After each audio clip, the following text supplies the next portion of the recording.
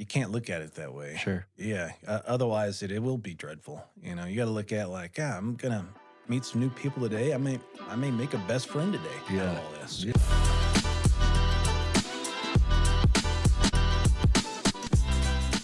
All right, everybody. Welcome to another episode of Connections That Matter, where we highlight Northern Colorado's best networkers, people who are really making a difference, and find out how they're making connections that help them grow their business.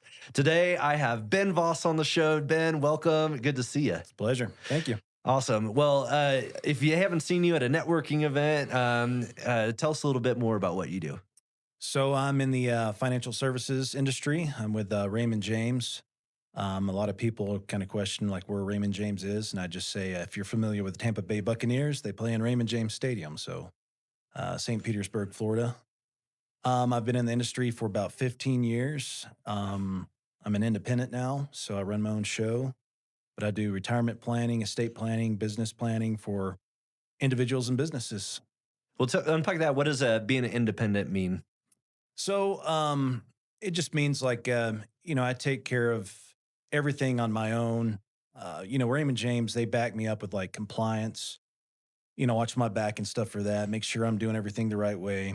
But, as it comes to like, if I'm going to hire somebody like a secretary, I've got to do it on my own. I've got to pay them out of my own pocket, get my own health insurance, stuff that. You're the boss. You make it happen. That's it. It's, I decide whenever I need to go into the office, whenever I need to go network and so on and so forth. So, yeah. Well, I'm excited to talk to you because I talk to a lot of entrepreneurs, and sometimes they have a transaction-based business or they're in construction. There's a plumbing job, and they do that. But when they work with you, it's a relationship that goes on and on. Managing someone's financial situation evolves from when they're having kids to when they're retiring. So, how do you maintain the relationships throughout the years? Yeah, it's in the beginning stages. It's all about a lot of contact because you're trying to get a lot of information, setting up accounts, getting paperwork done. Then you're doing constant reviews with them, making sure this is appropriate. Finding out their goals, what their vision is, with what they're trying to achieve with everything. And just basically from there, it's just monitoring and it's just keeping up that contact. I think most advisors lose their clients because of lack of contact, because they get in, to that point where they came out with a fiduciary rule which everybody uses that term now, a few years back. And it just means like you have to at least contact and do a review with the client once per year. But I try to touch base, at least once a quarter, if not more, with my clients. So, and there's some who, want to talk every week. And it's like, they read a headline and I'm just like, no. Just calm down. Just calm down. This is just a little flare up and it'll go back down. So just, hang in there and we'll talk in next week or whatever. Is that a lot of the job, just calming people down, or is it planning for the future? And that's another perk with like being, an independent. You can choose who you really want to work with as clients, and you're not just taking anybody that's coming to you. You can be selective with who you want. And I try to pick, help people that I know that aren't just going to be a complete head case. So Sure. That understand that markets go up and down, and that, their accounts, each time they get it could be down this year or this month, or it could be up next month. And you just have to be upfront with, how much risk people want to take, where they're at in life, age, and if it's achievable or not. Sure. So, yeah. Let's talk about networking a little bit. When you're out networking, I'm curious how you are using your networking efforts to grow. Also notice that there's a lot of financial advisors that network. So when you're out there, you're generally maybe not the only one in the room, but dime a dozen. How do you stand out? And then how do you make sure that your networking efforts are, giving you what you need from it? With my networking efforts, before COVID blew a lot of these networking things up, I was involved in like, some other networking groups and chamber stuff. And Um, how just kind of pulled myself differently was I just wasn't, I didn't want to be pushy, with Mm, people. I don't, I met with a gentleman in Estes Park a while back who was looking to sell his business. And after we got done, he was just like, I've met with three other financial advisors before that I met with you. And I just want to be honest with you. Thank you for not trying to sell me a product well, today. sure. And I was just like, well, that's not what you're trying to sell your business here. I'm just Yeah. trying to give you advice. And, hopefully if it does sell and, our Raymond James can help you with it, then you'll contact me again and we'll throw some money at the market. I just look at it as more of like being a consultant more than, a salesperson. But, our job is a lot of sales up front. Sure. But then it it switches to that consulting and monitoring later on. But yeah, I mean, I guess, with my networking, it's going out and just being friendly and nice and shaking hands and having conversations and just not just talking about business the whole time. Yeah. Really understanding people and where they're at in life. And, I've been through hardships over the past decade with divorce and stuff like that. And so I want to be respectful with people with where they're at in life and really identify like, how can I help this person? Yeah. I'm not here just to throw a life insurance policy at you. Like, how can we make your life better and your kids' lives better and so on and so forth. Well, I think that that's so great. And you talk about the season of life that they're in. I mean, you probably have people coming to you and they're growing their families, getting divorced, getting married, and Yep. different things. So being able to refer out and being able to generate referrals or to be able to help somebody by making a connection, I would imagine would be really valuable to your business. Yeah. Is there anybody specifically that has been that resource for you or you've been able to refer that has been, invaluable to you? Yeah. Whenever I first moved up here, I'm a big fly fisherman. So I like Okay. fly fishing, hunting, music, stuff like that. And so I got involved with a fly casters group, fly fishing group up in Fort Collins. And I remember walking in the room and a guy just like we made contact, eye contact, and he walks over and just like, I'm Coy. I'm just like, I'm Ben. I'm from Texas. I'm from Texas. And he's now a client of mine. And Coy Wiley owns his own real estate company up Cool. in Fort Collins. And man, he's been huge with just spreading the word about, how much, good I've done for him. And at the time he was going through a divorce Yeah. and he referred me his attorney. And now I have a relationship with that attorney and who's sent me some referrals. And then desk chair has been huge. You and I are arm's length away from each Yeah. other and just going, sitting at Sandoz and having a beer. And another friend of mine who's now a client is DJ Brian Howe. Okay. And, he does the How Yeah. Eventful DJ services. And, I mean, the other day I was sitting down there and I met a few other new people that I hadn't met. And Brian was going, you have paid me so much money. I mean, he's fast talker, loudest Yeah. guy in the place. But I mean, he truly means it. When Yeah. he's talking to you, he truly means it. And those other people were just kind of looking at me and just like, what do you do again? And, just like, eh. So, I mean, just people like that. And it's just, and he was unhappy with his last advisor because they were making him switch from something. And they were just like, why? It's doing good. And I Yeah. don't want to. He was just like, Ben, can I keep this? Like, heck yeah, move it to me.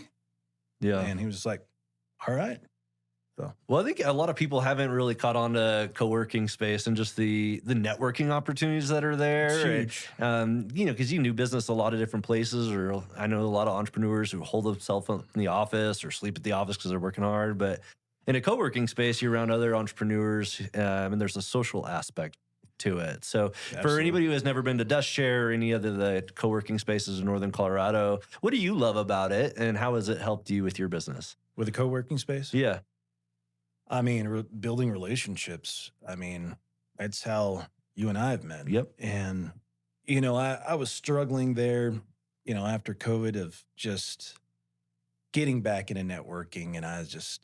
And Desk Chair kind of became my network space where I was meeting people and got me out of from working at home, when everybody was locked in their homes, and I made friendships there. And now I have several clients there, and um, just like with your presence in there now, it's helped me get out and realize, hey, I've been sitting on my butt at home way too long, and I've wasted time whenever I could be out servicing people, helping people, and doing what I'm supposed to be doing.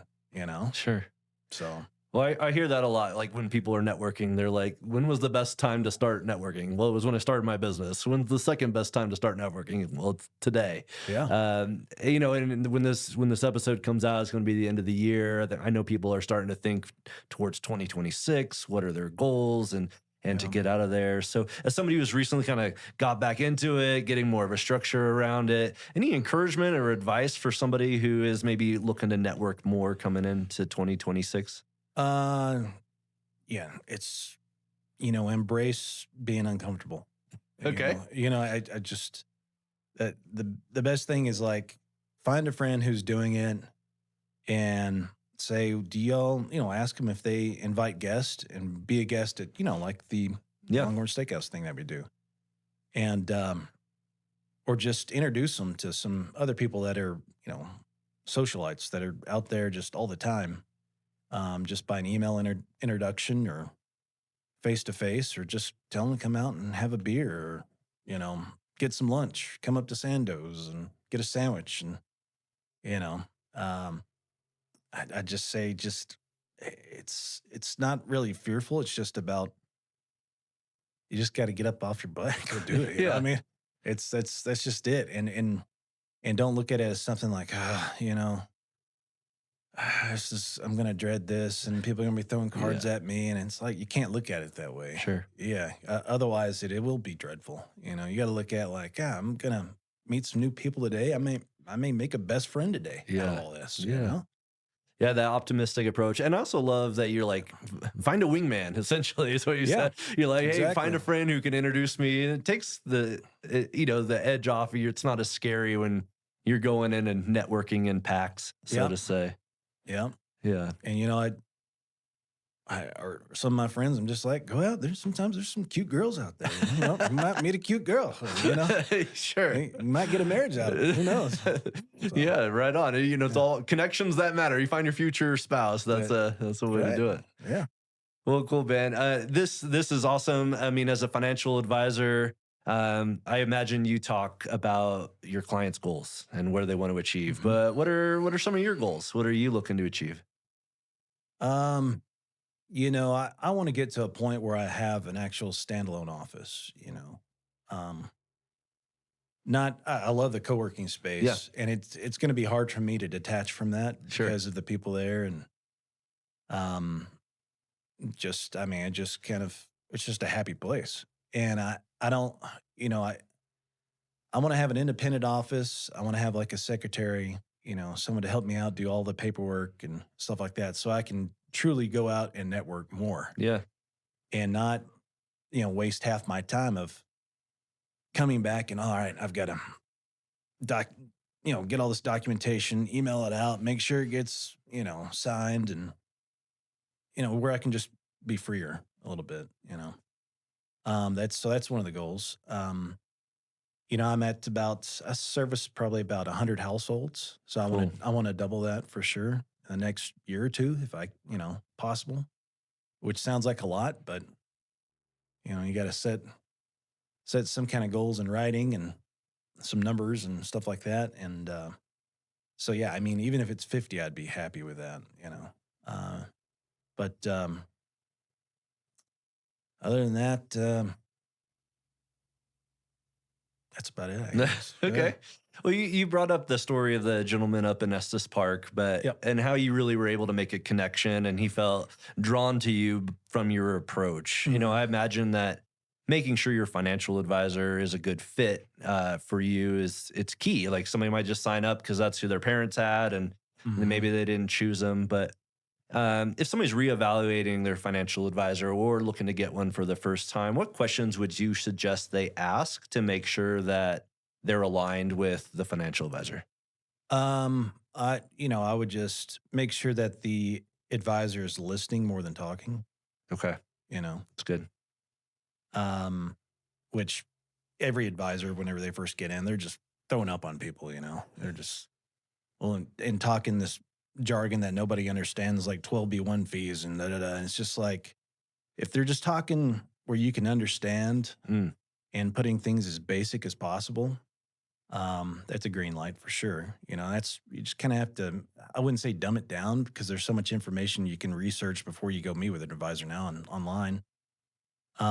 But somebody that's just listens and is really digging deep on your reason for being there, like your goals and what your vision is, and it's not there just slinging product at you and just, oh, here's a great, annuity or whatever, um so any advisor that's along those lines, I think you're going to be okay with. okay. Yeah. Well, let's get into like why people, when they're ready to choose a financial advisor, I always love to like dial in what are those key situations, especially when you're creating referral partners. It's good Mhm. to see who's else are dealing with them. But what are you seeing, Ben, as far as things people are going to that's triggering them to reach out to you to um, potentially hire you as a financial advisor? Yeah, I mean, as you get older and kids, life gets busy and you don't have time to do it. And so, um,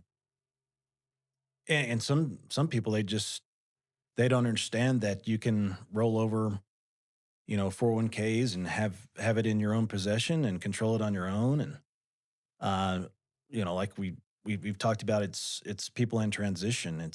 There's a lot of changes going on with, as kids get older and they're in more sports, and then, parents with jobs, and they just get to the point where they get overwhelmed and they Yeah. stress out, and then it stresses their marriage out and everything else. And so it's just like, that's where I come into play, and let me take that stress off of you and take the worry of the market off of you. And that's what I get paid to do. Sure. So yeah. Do you have people that are like, have imposter syndrome, like, oh, I don't know if I'm financially ready to have a financial advisor yet. Any budgets too big or too small for you? No. Um, I know some advisors get to a point where they won't accept people under, like there's one back in my hometown who won't even take anybody who doesn't have at least $700,000. Wow. And I'm like, if you have $300, call me. Sure. I mean, because I've been there. After going through divorce and stuff like that, you kind of start back at zero, if not less. Yeah. So I have a client that I signed up actually here in Westminster, and found me online, and she went through a divorce and has two kids, and was just like, I have $50 like per month that I can do. I was just like, perfect. You got to start someplace, start Yeah. again, and sooner the better. And so, hope that answered your Yeah. question. Yeah. That's great. Okay, good. And then in the connections that matter, there's a lot of entrepreneurs that are watching this. Yeah. Is there anybody that you're trying to network, any specific industries or professions that you would love to have more introductions to? Um, CPAs are always big referrals for us, referral sources, estate planning attorneys, um, of course, business owners, um, HR reps, directors of HR, for 401k plans and simple IRA plans. But then, I mean, it's can be just anybody. I Sure. mean, whenever I started off in this business, I was going door to door, knocking on doors. I knocked on doors for 3 years, and um, still have a few of those clients that I still service, and they still send me some referrals, and it's, yeah, Sounds yeah, awesome. yeah, And especially somebody who knows entrepreneurs, there's safety in a W-2 job. You're getting, yeah. stuff that you throw into a 401k. But if you're out on your own, you probably need some more management of there. What do you love about working with entrepreneurs or business owners that, they're the owners of the business? They're not just getting a paycheck from the business. I the thing is that I always learn something from 'em. I Yeah. always feel like the dumbest person in the room. Hmm. I really do, because I met with them. A guy who owns a brewery, and I do their simple IRA plan. And he starts talking all this business stuff and bank loans and all this other stuff, and sometimes I'm just like, whoa, I don't know anything. It's just like, Yeah. geez, I've got to start all over again and go back to the books and research and learn more. But I think that's, whenever you work with business owners and entrepreneurs, you just learn something each time you talk to them, whether it's how they network and how they develop business or how they're streamlining their business better, which is, what another one of my goals is just, I got to a point where I just, I'm at a point where it's just less is more. Hmm. And I think every business owner wants to get to that point where it's just so streamlined and dialed in that it's worries free and hands off, and Yeah. they don't have to worry about it because they got the people and the resources that where they want it. And yeah, Very cool. Well, Ben, thanks so much for coming on the show and you bet, sharing your man. wisdom. Yeah. If somebody just was watching this conversation and was like, wow, I wish my financial advisor would talk to me like that, or I really got a good vibe, maybe want to schedule a consultation or do a one-to-one with you and like a CPA or a estate planning attorney, what's the best way for them to get a hold of you? Yeah, they can reach me by phone, 970-420-9051, or emails ben dot Voss, V as in Victor, OSS, at raymondjames.com. And then I'm also online. I think my website is raymondjames.com/Ben Voss. Very So cool. yeah, so reach me in Well, all those places. we'll put all that in the show notes. Cool. But Ben, thanks so much for coming on the show, and Yeah, we'll see you man. around Desk Chair and see you around Northern Colorado. Heck yeah, man. Appreciate it. Hey, all, thanks for watching. I love networking and building relationships with other Northern Colorado business leaders. So if you want to come meet some of these podcast guests, meet me, or meet some other amazing entrepreneurs in Northern Colorado, I would love to have you attend one of our next events. Go in the podcast description. There's a ways that you can see our upcoming schedule, and maybe you could be a future podcast guest as well. Thanks.